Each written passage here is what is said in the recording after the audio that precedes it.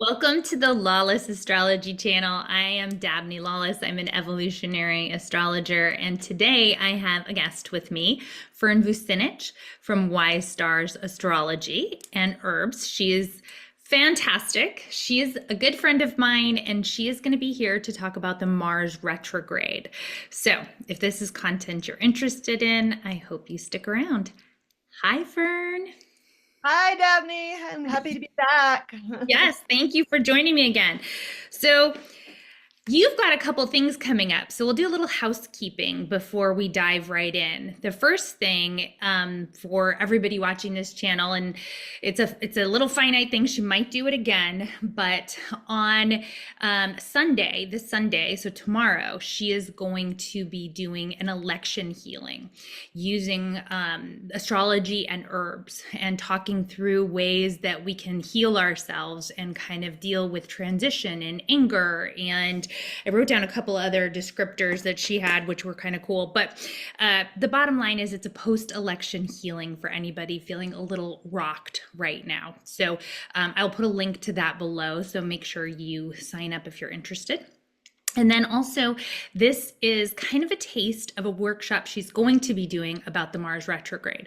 So if what you're hearing here really has you intrigued and you want to dive in more, if Mars is a really important planet in your chart, then it's a really good opportunity for you to take her workshop next weekend about the Mars retrograde.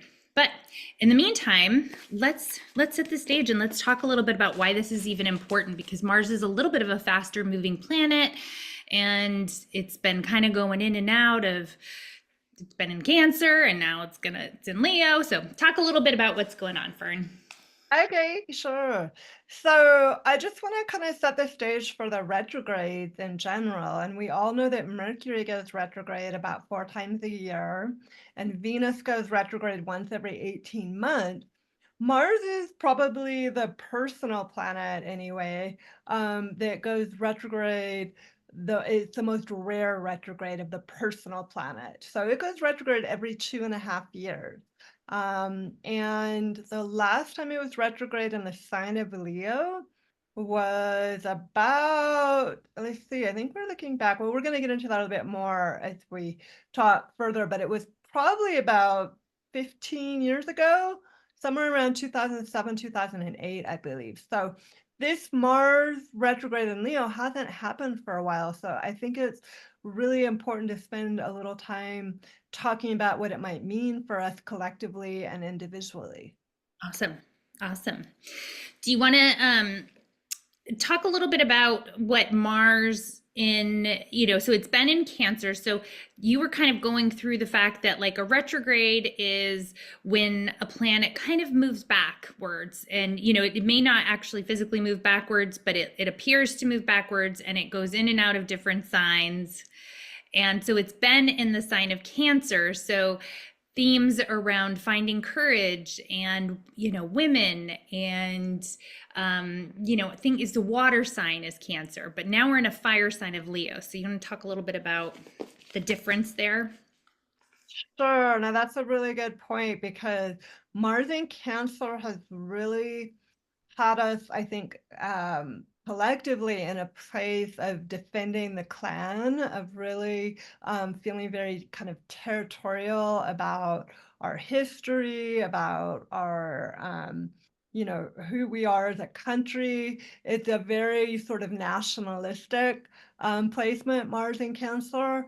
And it's kind of an emotional, instinctive, protective energy. It's not necessarily rational or logical.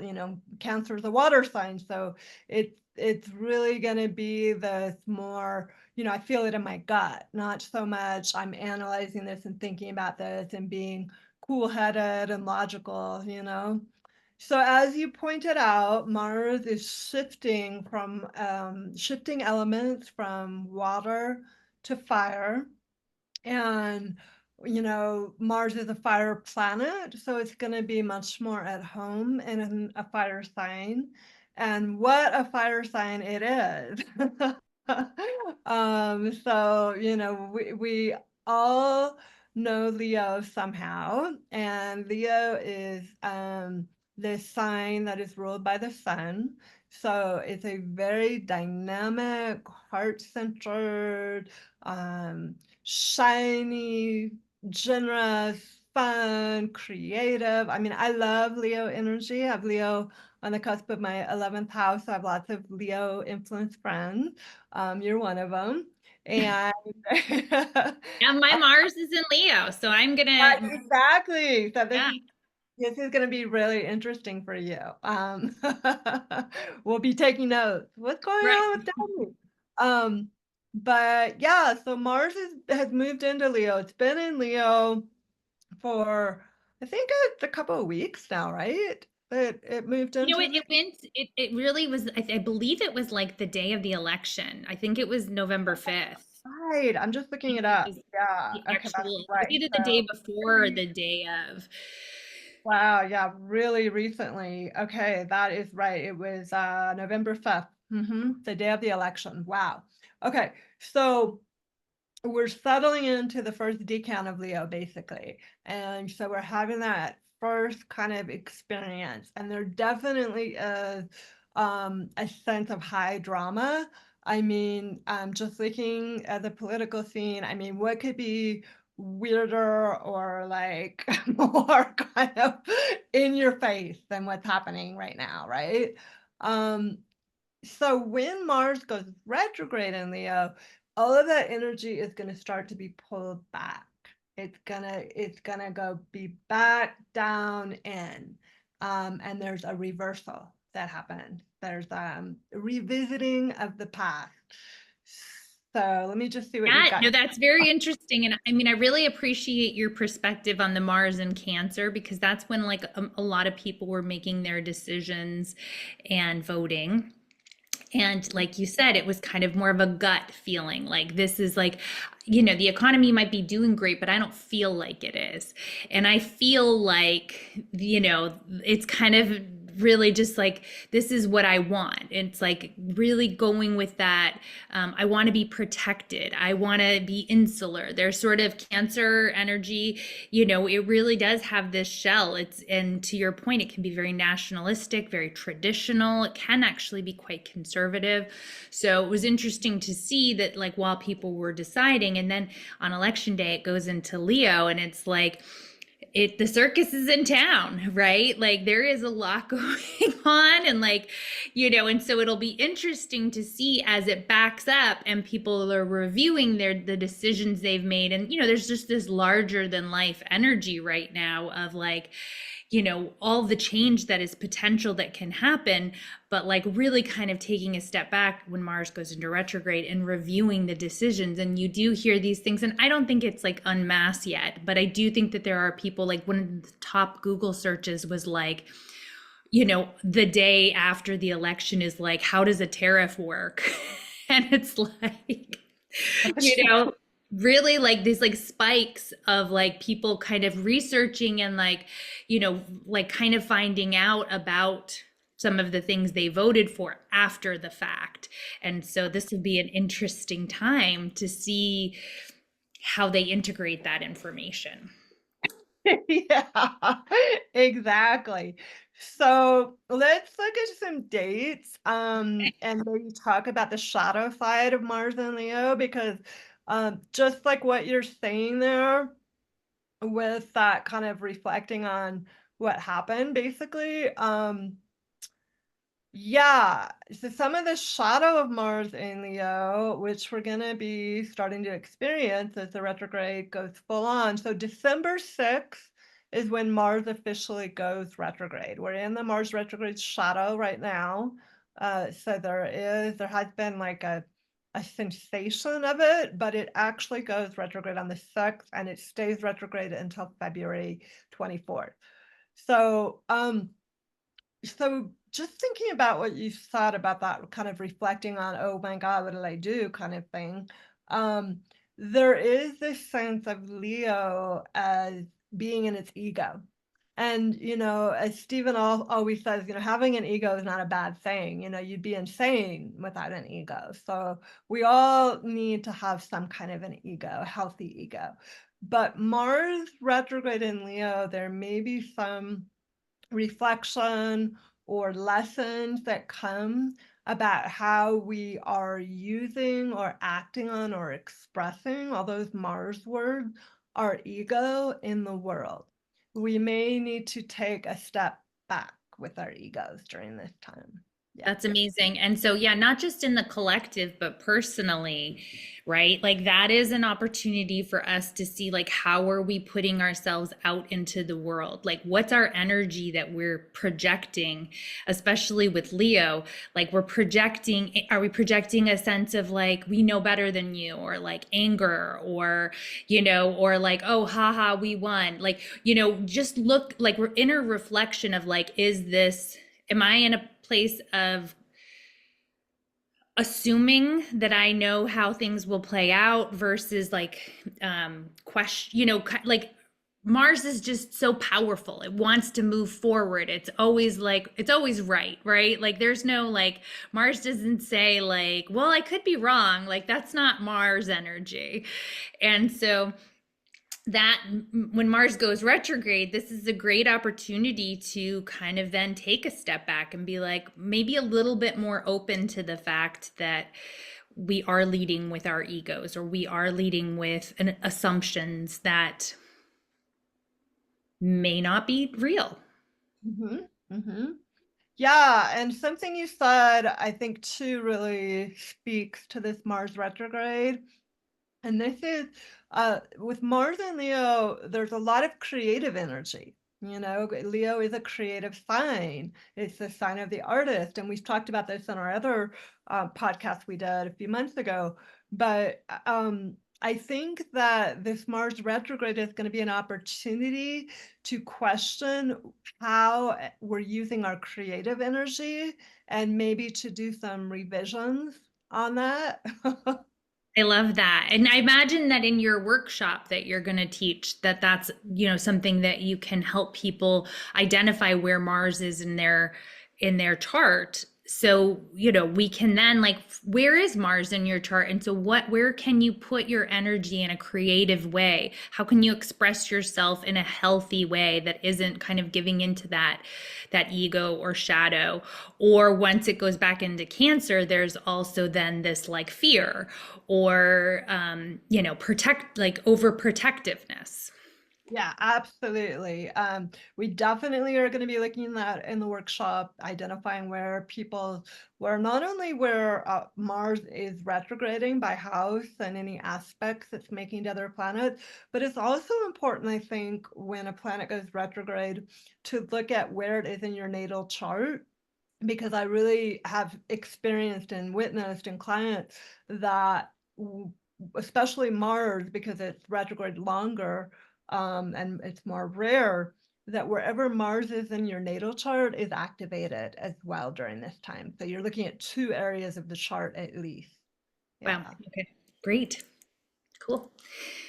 Did you want to show part of your slides or what? Yeah, so I'll give a little preview here. And we were also going to talk about, I believe, the Mars Pluto opposition. But let me just pull up the slide for that and then we can get into that a little more. So, okay, so we looked at the dates with Mars retrograde in Leo. This is the timeline. The last time Mars was retrograde in Leo was actually December 9th through the 10th, 2009 to 2010. So that was about 14, 15 years ago. And I just want to highlight that at that time, it was retrograde a little bit later than it is this time. So it retrograded at 19 degrees of Leo back to 0 degrees of Leo, whereas this time it's also retrograding back into Cancer as well. So I included that information for when Mars was retrograde in Cancer, which was 2007 to 2008. Okay. Okay, so it's going to be covering slightly different territory of the sign of Leo, and including Cancer, as you pointed out. Okay, So so let's. in your own life, you can kind of think back to like what was happening in my life during that time. I think collectively that was, it was really the end of the Bush administration. It was the beginning of Obama's term. Actually, Obama had been in office then almost a year. It sounds like, or he was in for a year. So it was kind of that first year of kind of looking at what the policies he promised versus what he delivered, things like that. So Absolutely. So yeah, I think politically, collectively, and individually it can be helpful to go back to that time period, which is like roughly 2007 to 2009. Okay, so this is a wonderful chart that the group Honeycomb um, created for the Mars retrograde opposite Pluto. And if you look at some of this information, it's really interesting because it shows that in October 4th, Mars entered the pre-retrograde shadow. And then we saw the first Mars-Pluto opposition, November 3rd, right in between Cancer and Capricorn, Pluto and Capricorn, Mars and Cancer at 29 degrees, which is such a amplified, important degree, the last degree of any sign. And here we've got it in that Cancer-Capricorn spectrum. And then we've got, and Mars moved into Leo on the day of the election, as we spoke about. Then we've got Mars going retrograde. And so take a look at this date period right here. This is a really important date that a lot of astrologers are looking at.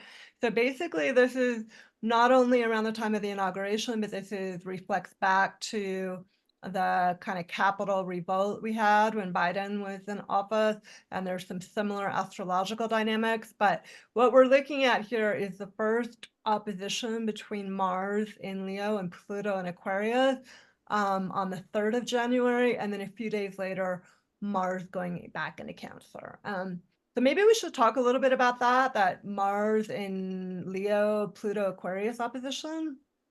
yeah, Mars and Leo, Pluto and Aquarius. So that's so interesting. Such different energy than, I mean, I'm like everybody knows because I have all this Cancer. I am like so ready for Pluto to go into Aquarius. Like I'm so ready.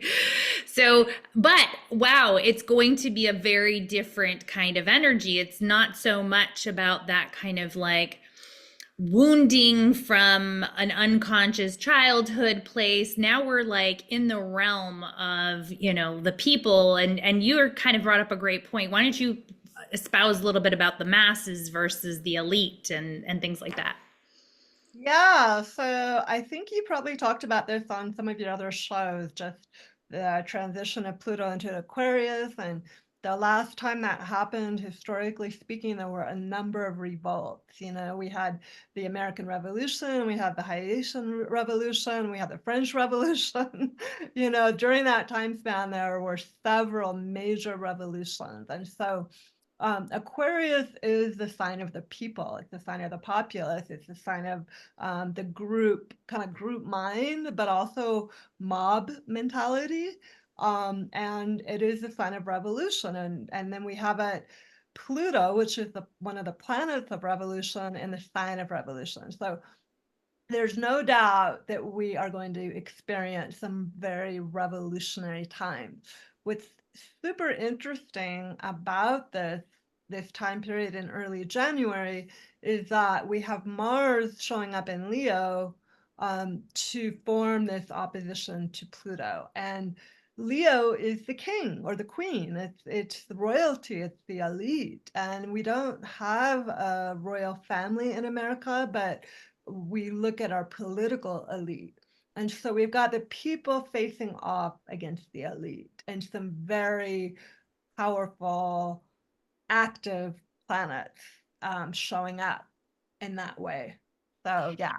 Yeah, it's interesting because like it's kind of the ruling class and that sort of like you said, the elite. It's not kind of the people who, it's not that Capricorn structure of government, but it's more like the people that have money and like who are, kind of controlling things from a position of, leadership and power. by that status. Status is definitely, so that's a different kind of energy. And it's really interesting too, because Neptune is still in Pisces, and there's this really interesting confusion and melding of what I've been seeing. And so, again, I'm sorry, I'm getting really political here, but really reviewing a lot of the things that people voted for, what they're told they're voting for.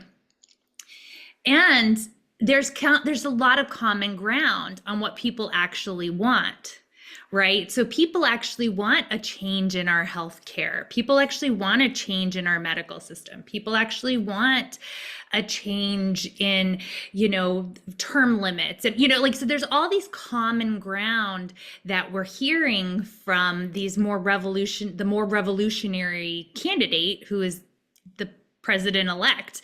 But what's interesting is like the actual, like what's being told to people versus the actuality of like the richest man in the world kind of controlling things behind the scenes. And like, so that there's one reality and another reality, that how is that going to play out? And that's what that looks like to me, is like what people wanted is what they were hearing as could happen, versus they want lower taxes, they want better schools, like they want these things. But is that what's really going to happen when this kind of status conscious ruling elite is the one still making the decisions? Or is there a complete new order of things that happens in a crumbling? And that's what still remains to be seen. And that's where it's very foggy with that Neptune in Pisces in my mind. Absolutely. I mean, I think things will get clearer when Neptune moves into Aries, but there's a couple of things that came up while you were talking that you kind of triggered. One is that Mercury is also going to be retrograde for the next, it goes retrograde, I think, right before Thanksgiving, and it's retrograde through the end of the year, pretty much mid-December. And so I think just that having Mercury retrograde in Sagittarius, having different thoughts, ideas, belief systems, reviewing those is really key. But going back to the Mars-Pluto opposition, Mars in Leo, Pluto in Aquarius, we also can see a standoff between technology, big tech plutocrats in this case, Pluto in Aquarius, and artists. So I think that artists, in a sense, and creativity is kind of our the sort of cure for the ailment, in this sense, that I think artists are going to really be doing some reflection on what kind of art to bring to the table to challenge some of this, like, well, let's just make it all technical and abstract and in our heads. And artists are going to be bringing it back to the heart, which is Leo's power play of like, no, we have hearts, we're human beings, let's look at that kind of thing. I love that. Yeah, the individual can't be removed from society completely. And that is also a shadow of Pluto and Aquarius, is like this technology where there's so much potential with AI, but there's also a lot of, fear, because there is, people are losing jobs. That's a reality. And there are things that happen with when we replace the human side of things. And so I love that you call that out. And so individually, and we're talking a lot collectively, but in our own lives, I guess that is that opportunity for us with this review time with Mars and Leo, is to kind of find our own creative self-expression and don't lose our own individuality in the midst of the external chaos of revolution.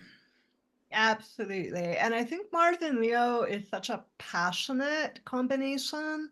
And so this is, when you touch base with that passion, that you have inside, that fuels that fuels so many amazing projects, expressions, children, that creates amazing things in the world. And so I think this is an opportunity to really kind of clarify and reconnect with our true passion, with the fire inside of us that really brings life.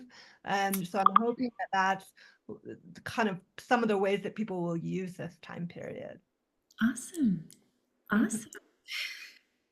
All right. Do you want to look at a little bit of herbal support? Yeah. Well, do you want to show what the second date of the Pluto Aquarius opposition is really quickly? And then, yes, I think that that would be really Sure. helpful for people. Sure. Let me just get to that. Okay, here we go. So here's this great graph.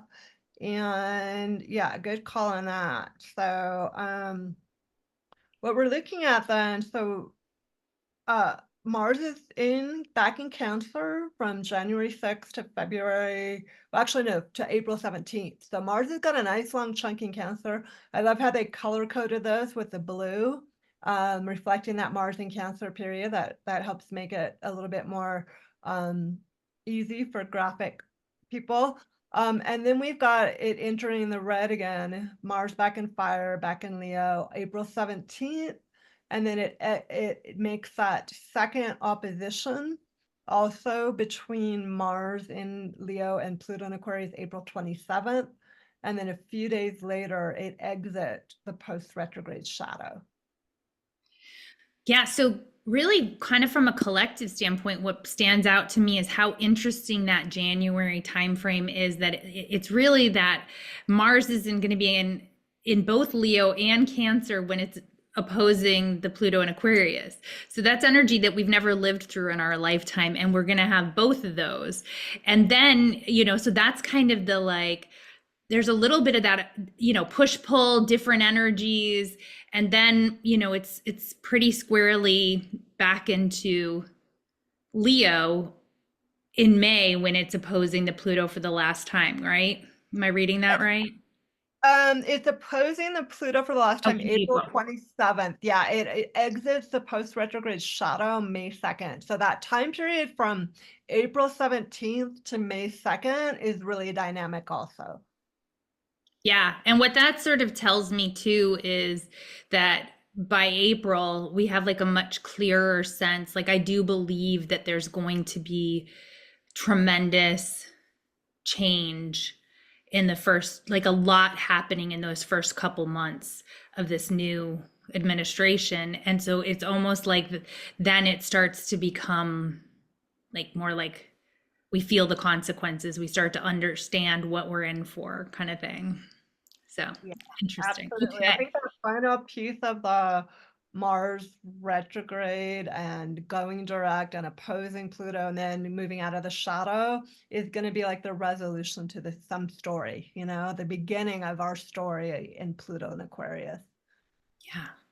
So Yeah. mark your calendars. Okay, so yeah, I would love to, because Fern has she's got so much knowledge about herbs. This is really her specialty. She does a lot of really cool stuff blending astrology and herbal medicine and naturopathic kind of healing things with, like, she's the one who turned me on to my flower essences and things like that. So she is available for readings too, so I'll put her information below, but she's got some really cool kind of more natural remedies that she always turns to and helps me turn to when I'm kind of stressed out. So what are we thinking makes sense for Mars retrograde?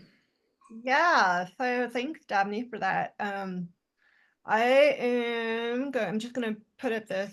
Oh, here we go. Okay, so in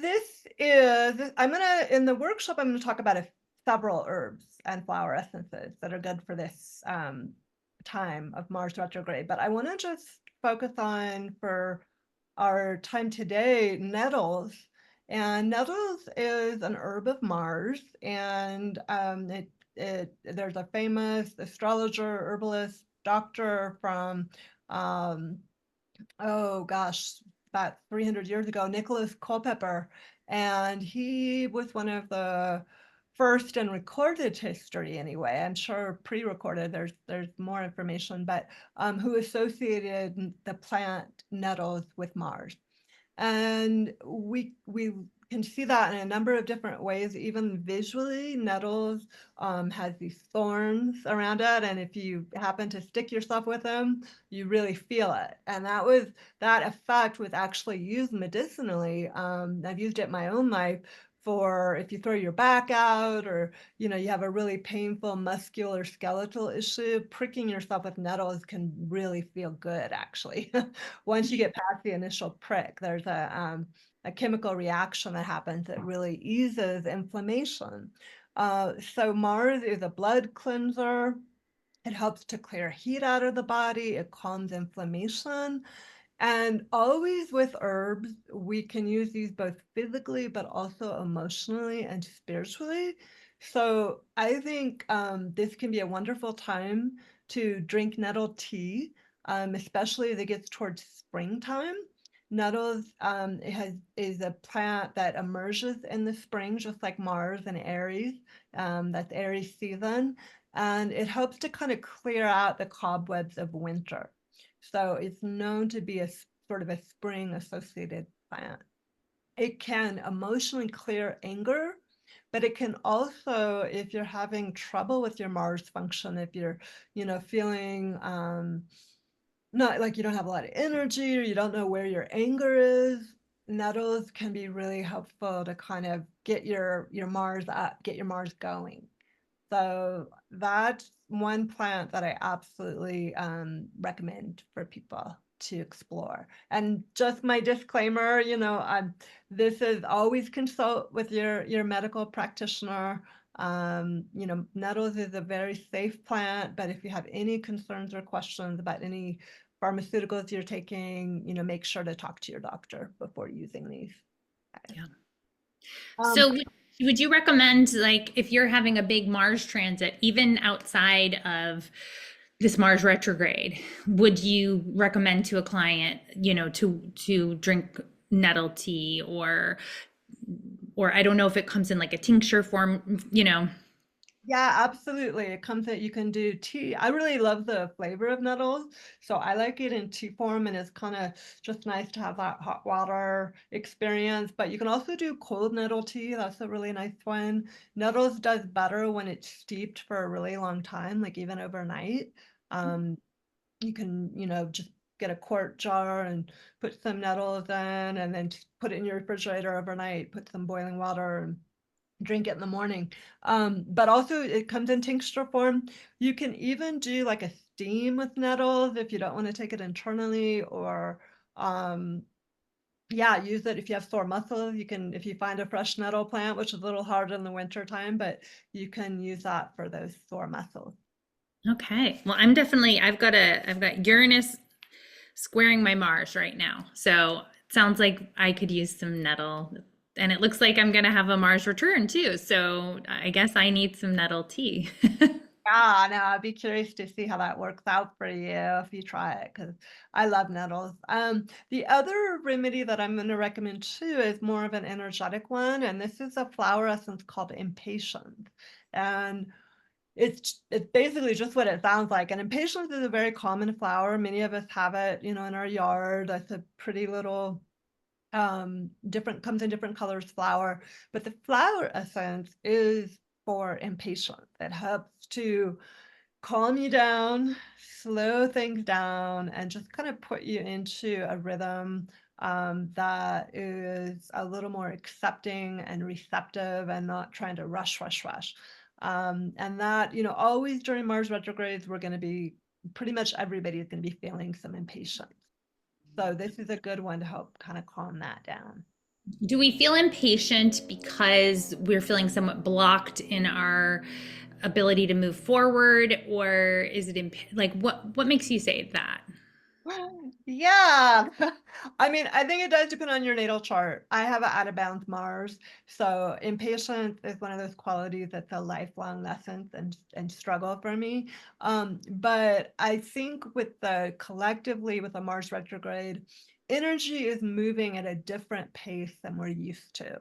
And generally speaking, when things are retrograde, it's a slower pace, because the objective is to get us to look at reality in a different way, in a way that is, we need to be moving slower in order to see those things that we're supposed to see.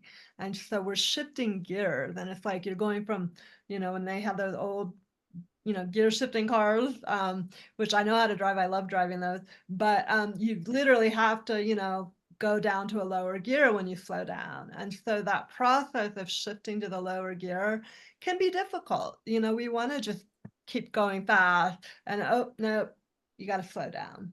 That's a So great metaphor for this time that I think people can hang on to, that like that's what's really happening. We may not be moving forward, like things may be accelerating, but like we're also reviewing. So it's kind of this weird internal energy of, where are we going? Oh, we're going over there, but how are we getting there? I've got to figure that out. Yeah. exactly, exactly. But hopefully, with it retrograding in Leo, we can find new ways to have fun, new ways to celebrate, new ways to create, new ways to express ourselves and experience our egos in a way that feels more authentic, more connected to our passion, more connected to our true creativity. So that's my hope for myself and for all of us during this time period. Yeah, with a Mars in Leo, as a native with Mars in Leo, one of the things that it took me a long time to come to this, but it is actually quite a courageous Leo. Like it really, like Mars in Cancer is a little bit the cowardly lion, but or like it's a little more cowardly.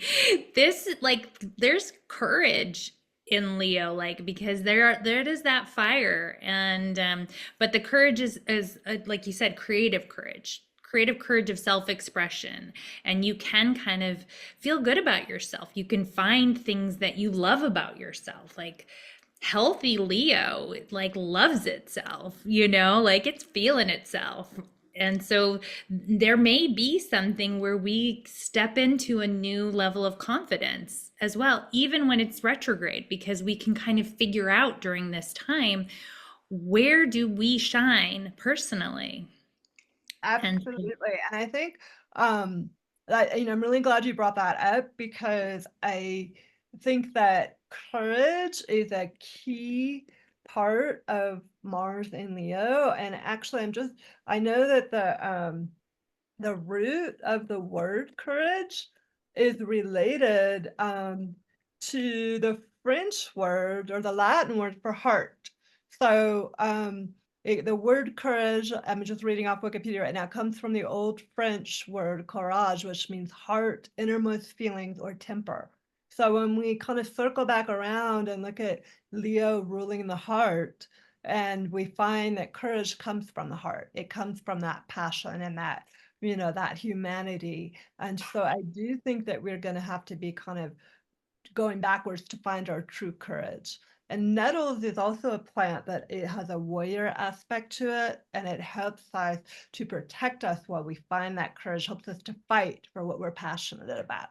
So I'm loving all these overlays here. yeah, no, that's what's so fun about having different astrologers on my channel that I get to talk to and kind of bounce ideas off of and hear what you have to say. Would you be interested, Fern? I'm going to put you on the spot, but I could really see that, and I would love to hear from the community if this is something you'd be interested in, like coming on for a live to have people kind of talk about certain things that are going on in their lives astrologically or ailments, and you can, kind of give some off the cuff advice on herbs and flower essences and things like that, because you're so good at that. Like you've just got like a dictionary of information. So if people are interested in that, would you be interested in coming on and doing that? I would. That sounds awesome. Thank Yeah. you. So if you're Yeah. interested in that, comment below and kind of, let us know that that would be something that you would be down for, because I'm she's one of my top people that I go to when I'm like, oh, my hip hurts, and she sent me like this awesome like package of stuff. So Uh, okay, well, anything else that you want to mention or say before we wrap up? I think we're good. I think we covered a lot of it. I mean, I think I do want to just say about the free offering that I'm doing, just because we're talking about feelings and Leo self-expression. I just want to say this offering is not going to be, oh, get over it. You're in deep grief, you're in rage about this, move through it. That's not what I'm going for with us. I'm hoping to create a really safe space for people to be wherever they're at with their emotions and give you some tools for healing that you can use whenever you're ready. And if you're ready in that moment, that's great. But if you're not ready to move from that feeling yet, because I feel like there's just collectively a little bit of like, okay, move on, move on. And some people are easier about doing that than others. So I just wanted to put that out there. Yeah. Yeah, I think we do need to have that time and reflection. So thank you, Fern. And thank you for offering that. And also just anybody that would like a reading from Fern. I get readings from Fern. She is an astrologer that I turn to, and she's also a master level trained astrologer by Steven Forrest, and she teaches at his school. So she's awesome to get a reading from. So I highly, highly recommend that, especially if I don't have any openings, which I don't through the end of the year. She may. So like I said, in the description, I will have all sorts of information for you. And I hope you check out Fern's work because she's a great astrologer. So thank you for coming on. And I hope this was helpful for people to kind of understand when people are talking about Mars retrograde, what are they talking about and how it can impact us. So, yes, as always, there's a reason and a season for it all. This is the Mars retrograde season starting December 6th. And the universe is conspiring to help us. So thank you for joining us. And thank you, Fern, for coming on. You're welcome. It was a pleasure.